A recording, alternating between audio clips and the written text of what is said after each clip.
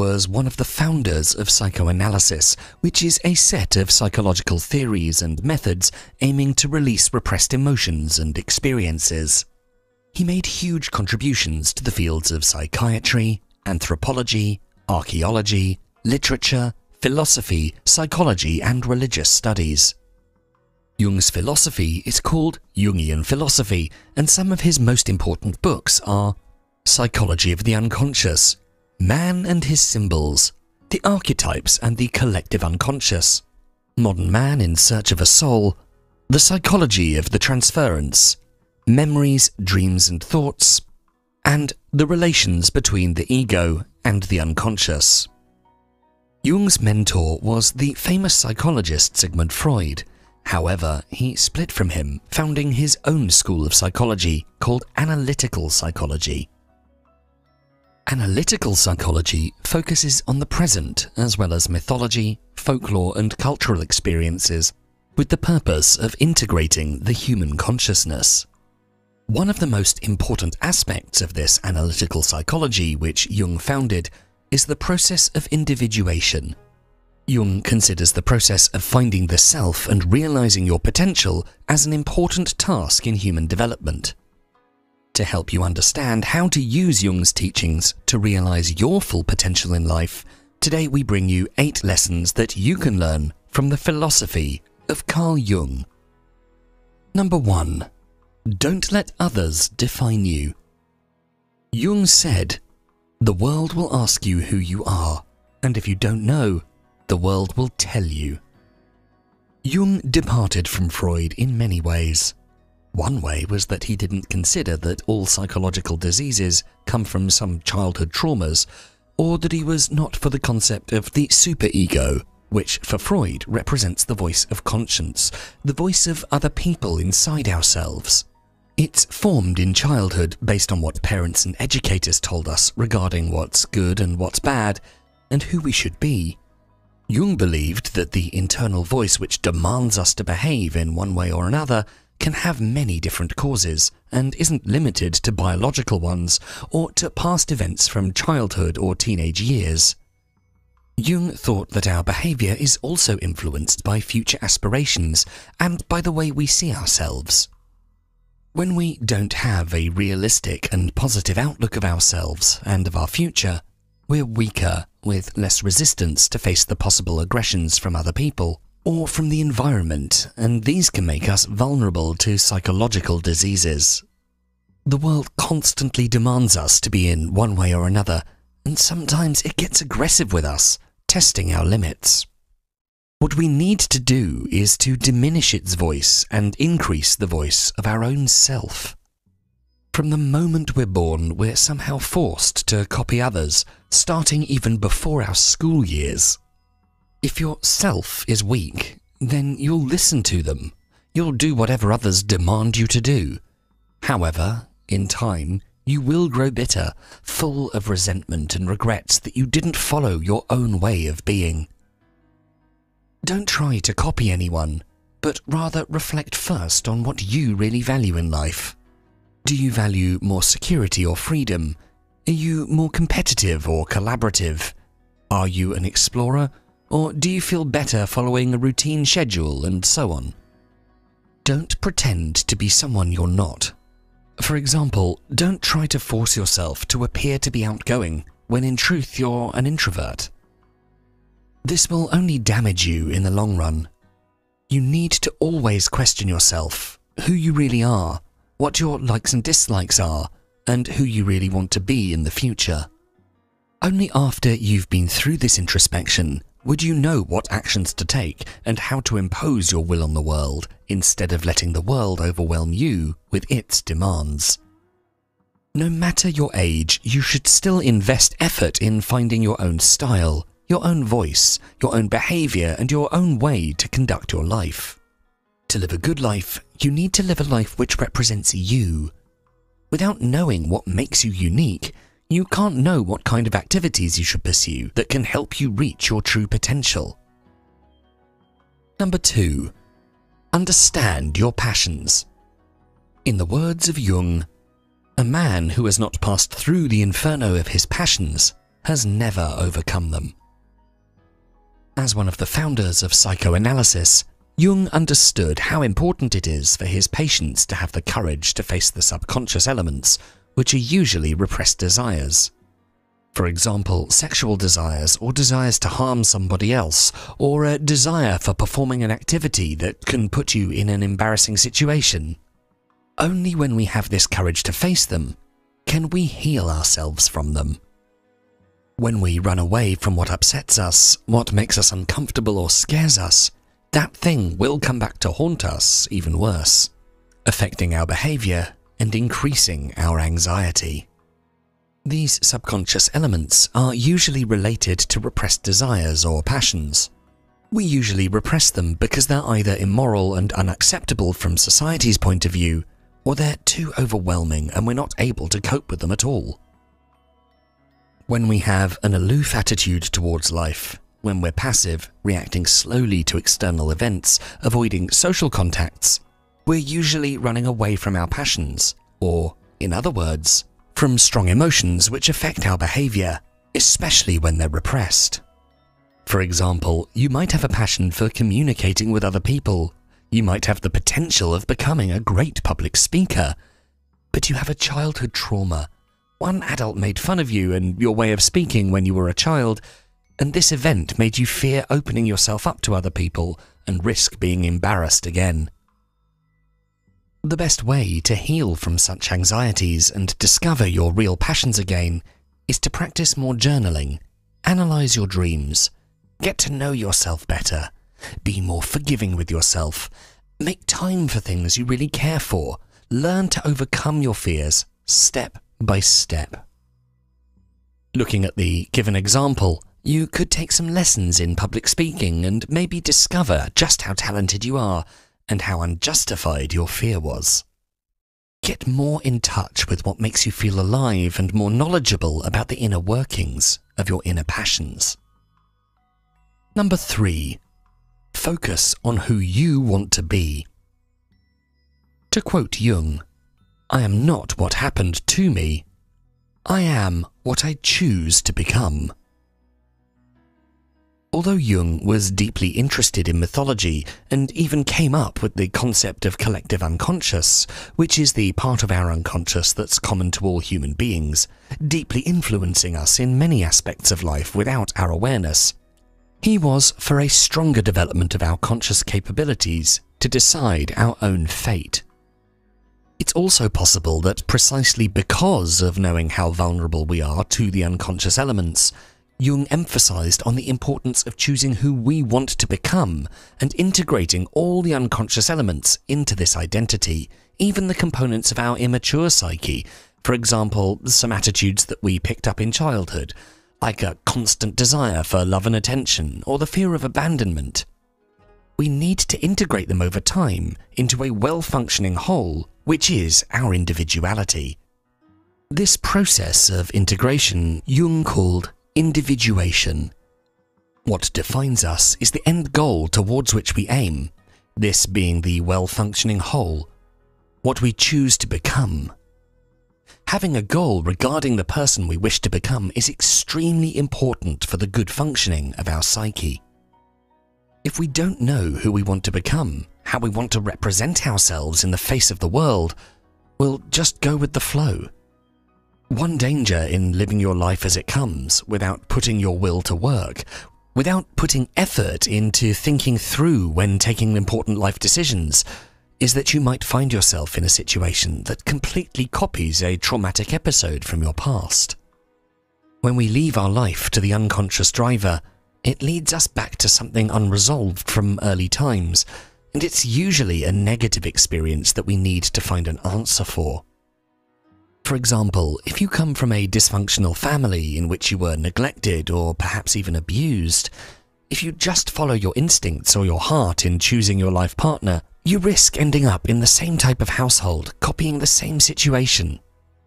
Following your instincts blindly and not using your reason into taking decisions that prevent you from making the best decisions in life and from realizing your potential. The immature element of the psyche in this example is the fear of abandonment, And this fear makes you search for the same pattern of dysfunctionality. To overcome this fear, you need to have a clear vision of where you really want to end up. Make a clear and rational plan on how to get there, and follow through, not giving too much attention to your doubts and fears. Thus, while focusing on who you want to become, you integrate the components of your immature psyche into this new personality who isn't afraid anymore. To avoid being a victim of your fears and your past, you need to spend more time with yourself, reflect on your past experiences, think what they can teach you, understand that they don't define you. What defines you is who you want to become. Then you have to decide who you really want to become and strive in real life to be that person. Number 4. Give up your addictions. Jung teaches us that every form of addiction is bad, no matter whether the narcotic be alcohol, morphine, or idealism. Addiction is a serious problem, affecting people on many levels, including the biological, social, psychological, and even spiritual levels. Jung encountered many types of patients suffering from addiction. However, he saw some similarities between people with real addictions like alcohol, some compulsory gestures and so on, and people suffering from idealism. We sometimes become fixated on some ideal views over life, avoiding seeing that reality is completely different than that rosy picture. We just try to find ways to escape facing the real problems of life, of what really hurts us, because we don't feel capable of facing those issues. That's why we find refuge in drugs, alcohol, and idealism. To maintain our healthy psyche, we need to be in touch with reality, not avoid it. If you don't like that you're overweight and unsuccessful in life, don't waste your days with narcotics, drugs, alcohol, or idealism, but rather have the courage to face reality, make a plan to change the situation, apply more aggressively to jobs, and consistently follow a workout routine. If you continue to spend your days partially unconscious or stuck in some damaging idealism, you can't get in touch with your real self. You can't think of any solution of how to get unstuck from the situation you're in and start developing a plan to change your life into a life which better reflects yourself and gives you the chance to realize your potential. Number 5. Be honest about your capabilities. Jung considers that you are what you do, not what you say you'll do. As a psychoanalyst, Jung always saw through his patients, no matter what they pretended to be. We are almost never who we pretend to be. What we do speaks for oneself much louder than anything we communicate verbally. The process of individuation which Jung wrote about implies aligning your actions with your ideal about yourself. We're born with a self which needs a lifetime to be brought to a full realization. At the beginning of life, we're not even sure who we want to be. Jung considered that the first stage of life is dedicated to both ego development and personal development, the image we show to the world. However, we need the second stage as well, the stage when we should reach a full integration of ourselves. In the first stage, you're not even sure who you truly are, so you just experiment with different ways of living. Once you reach about 40, the second stage begins, and you should get a much clearer idea of who you really want to be, and so you should align all of your actions with that image of yourself. Even before this stage, it's always good practice to keep your word and have a realistic view over your time limits and skills, and this view should be formed according to your past experiences. If every time you studied for an exam just the night before and you always got a lousy mark, maybe you shouldn't do that next time if you want better marks. In the same way, if your boss asked you if you could do this task by tomorrow, don't rush to say yes. Especially if you know that you're really not that strong in that area, and it would be very likely that you'll need the help of another colleague, and that it will take you much longer than a well-practiced expert. If you fail in delivering your promises repeatedly, People will stop trusting you and your words won't mean anything to them anymore. It's okay at the beginning of life to overpromise and push your limits to accomplish certain things, but there will be a time in your life when you need to draw some conclusions regarding your limits, and you need to align your promises according to those conclusions. In our journey to reach our potential, it's important to face our limits, which can be considered as good indicators to turn around and do other projects instead. It's always better to be honest with yourself first and with others regarding your capabilities. It can help you enormously to find the most appropriate path for you to achieve your potential. The more honest you are regarding what you can do and what you can't, the faster you can find those activities which you can excel at with minimum effort, and the faster you can find your way to achieve your potential. Number 6. Make strengths from your weaknesses. Jung stated, "I regret many follies which sprang from my obstinacy, but without that trait I would not have reached my goal." In his book, Memories, Dream, Reflections, Jung reflected on his life and how different it could have been if he himself was different. He considered himself being too obstinate, stubborn, but at the same time he acknowledged that without his stubbornness, he would not have reached such successes in his life as he did. In some ways, any weakness can prove to be a strength if it's explored in the right direction. Perhaps outside the professional world, Jung's obstinacy was wrongly placed, but in professional life, this proved to be the best tool to achieve success. Find a connection to the infinite. As we learn from Jung, the decisive question for man is he related to something infinite or not? That is the telling question of his life. Although Jung liked to be viewed as a man of science, his work has deep metaphysical implications. This is due to the fact that he could see many of people's problems could be solved if they were able to add a metaphysical dimension to their life. It can be religion or another type of spirituality. When our life is understood in the context of something bigger than ourselves, our life gets more meaning and we start to feel more secure and happier, stronger to tackle life's problems. Even if you're not religious or particularly spiritual, it's recommended by Jung to link your existence to something infinite. Perhaps you could think about the universe and how everything is connected, coming from the same source, including every human being that has and will ever exist. The effort you put into your work, the kindness you show to humans around you can be reinforced by the thought that you're part of this human species and your life matters. You're one of the millions of forms through which our species evolved and continues to expand. Looking at all the amazing advancements of human civilizations can leave us amazed and fascinated, and we can feel grateful that we're part of this human civilization. Some people can see the infinite in their faith, in God. Some in the mysteries of the universe. Some can see the infinite in their children, our successors who will continue to expand human civilization. The infinite can be described as anything which gives you a meaning beyond your time-limited existence. Your connection to this infinite can boost your desire to want to reach your potential here on Earth and give your contribution to human society, whatever your primary reason might be, whether that's religious, spiritual, or otherwise. Number 8. Make time for deep reflections. In our final quote from Jung for this video, he says, "You must be alone to find out what supports you when you find that you cannot support yourself." Jung has personally seen solitude as one of the best ways to heal oneself, and he even said that solitude makes life worth living. To find happiness and realize our potential, we need to live in harmony with our inner demands, and solitude is the best occasion to discover what our inner demands are.